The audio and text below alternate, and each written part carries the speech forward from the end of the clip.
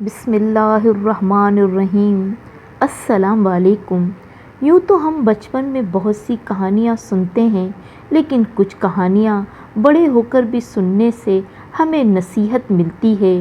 تو چلتے ہیں ہم اپنی آج کی کہانی کی طرف۔ ایک ملک کا بادشاہ بہت نیک اور اچھے اوصاف کا مالک تھا، مگر اس کا وزیر ان کی ایک بات سے بہت پریشان تھا اور دل ہی دل میں کڑتا رہتا تھا۔ بادشاہ سلامت اپنی رعایا سے تو بہت محبت کرتے تھے، جس کے باعث ملک میں چاروں طرف سکون اور اطمینان نظر آتا تھا، مگر وزیر کو جس بات کی پریشانی تھی وہ یہ تھی کہ بادشاہ سلامت دوسروں کے منہ سے اپنی تعریف سن کر بہت خوش ہوتے تھے اور تعریف کرنے والے پر انعامات کی بارش کر دیتے تھے۔ ان کے دربار کے چند چرب زبان اور خوشامدی لوگوں نے بادشاہ سلامت کی یہ کمزوری کو بھانپ لیا تھا، اور اس کمزوری کا وہ اکثر و بیشتر فائدہ اٹھاتے رہتے تھے۔ وہ ان کی جھوٹی جھوٹی تعریفیں کرتے اور انعامات لے کر گھر کو چلتے بنتے۔ بادشاہ سلامت جب دربار میں آتے تو ان کی بھی یہی کوشش ہوتی کہ جلد از جلد ان ریاستی معاملات سے نمٹا جائے، تاکہ اس کے بعد شعر و شاعری، قصیدہ گوئی کا دور چلے اور درباری ان کی تعریفوں کے پل باندھے۔ ان تعریفوں سے بادشاہ سلامت کو ایک عجیب سی خوشی کا احساس ہوتا تھا۔ بادشاہ سلامت کی شان میں قصیدے پڑھنے والے نیک نیتی سے ان کی تعریف نہیں کرتے تھے، بلکہ ان کا مقصد تو محض قیمتی انعامات کا حصول ہوتا تھا، جس کے باعث خزانہ اب خالی ہوتا جا رہا تھا۔ وفادار وزیر نے ایک روز اپنی یہ پریشانی ملکہ کے سامنے رکھی۔ ملکہ خود بادشاہ سلامت کی اس عادت سے پریشان تھی۔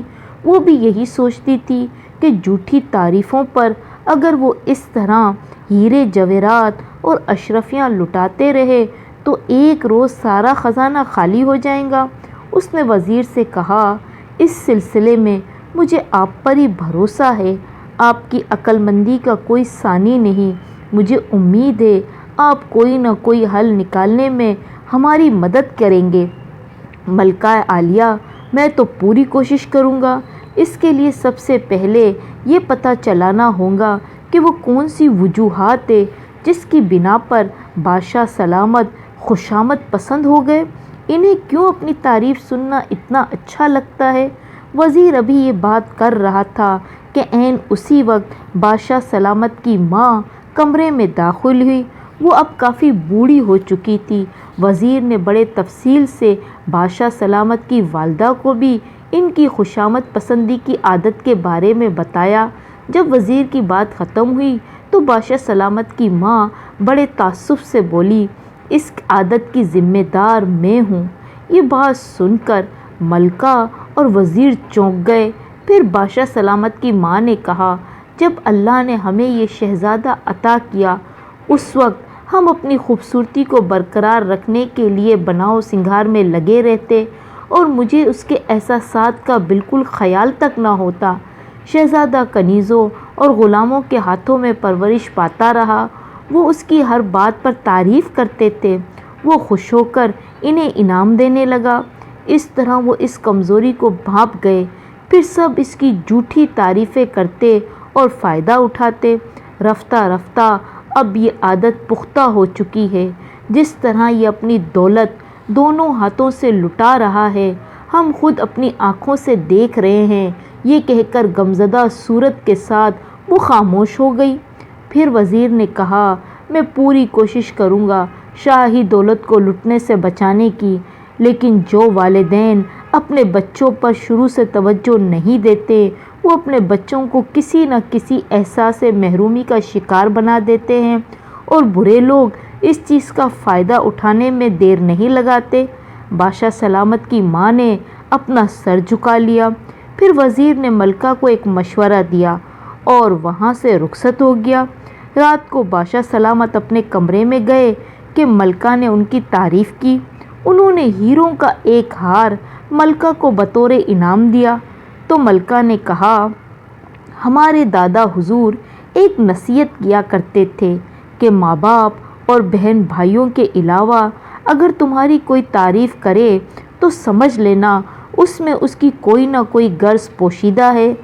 ضروری نہیں ہر تعریف کرنے والے کو انعام بھی دیا جائے۔ پھر وہی مشورہ بادشاہ کو دیا جو کہ وزیر انہیں سمجھا کر گیا تھا۔ ملکہ کی بات سن کر بادشاہ سلامت کی آنکھیں سوچ میں ڈوب گئی اور کہا، ہمیں آپ کی بات سے اتفاق ہے۔ اگلے روز دربار شروع ہونے سے پہلے بادشاہ نے وزیر کے کان میں کچھ کہا۔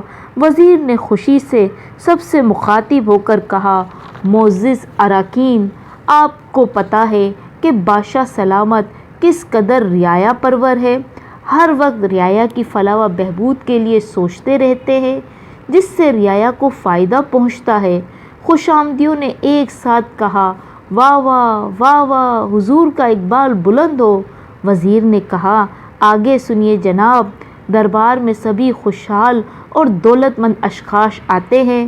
اب سے دربار میں غزل، نثر اور تعریفی نظم پڑھنے والے پر 50 اشرفیاں دینا ہوں گی جس سے غریبوں اور یتیموں کی مدد کی جائیں گی اور دینے والوں کو حصول ثواب حاصل ہوگا اور بادشاہ سلامت کا اقبال بلند ہوگا۔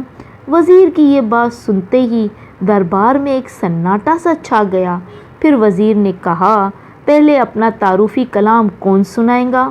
ایک درباری اٹھا اور کہا، بادشاہ سلامت کی شان میں بہت اچھی نظم لکھی تھی لیکن گھر آج میں بھول آیا۔ دوسرے نے کہا، رات کو حضور کی شان میں قصیدہ لکھا تھا لیکن بچوں سے اس تحریر پر پانی گر گیا۔ ایک اور درباری نے کہا، جناب رات میری طبیعت ٹھیک نہ تھی تو حضور کی تعریف میں کچھ لکھ ہی نہ پایا۔ بادشاہ سلامت نے کہا، تم سب کی چالاکیوں کو میں اب سمجھ گیا ہوں، نکل جاؤ ہمارے دربار سے، ہمیں خود غرض اور لالچی درباریوں کی ضرورت نہیں ہے۔ درباری شرمندہ ہو کر چلے گئے۔ ملکہ باہر کھڑی سب سن رہی تھی۔ اس نے اللہ کا شکر ادا کیا کہ آج وزیر کی عقل مندی سے بادشاہ نے اپنی اس عادت سے چھٹکارا پا لیا۔ ملکہ وزیر کی احسان مند تھی کہ اس کے مشورے کی وجہ سے بادشاہ سلامت راہ راست پر آ گئے۔ اگر آپ ہمارے چینل پر نئے ہیں تو پلیز لائک اور سبسکرائب لازمی کیجیے گا تاکہ دلچسپ کہانیاں آپ کو بر وقت ملتی رہیں۔ ملتے ہیں ایک نئی کہانی کے ساتھ۔ اللہ حافظ۔